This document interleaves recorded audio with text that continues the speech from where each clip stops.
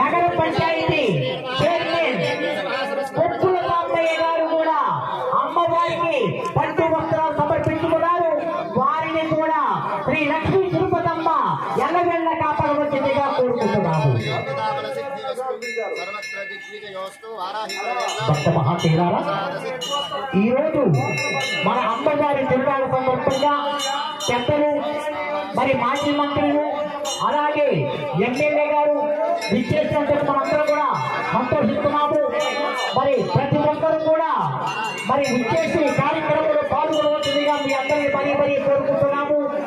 వారు మరి అన్నదాన కార్యక్రమములకు మన గురజాల ఎమ్మెల్యే కాసు మహేష్ రెడ్డి గారు 10 క్వింటాల బియ్యాన్ని ఇచ్చారు.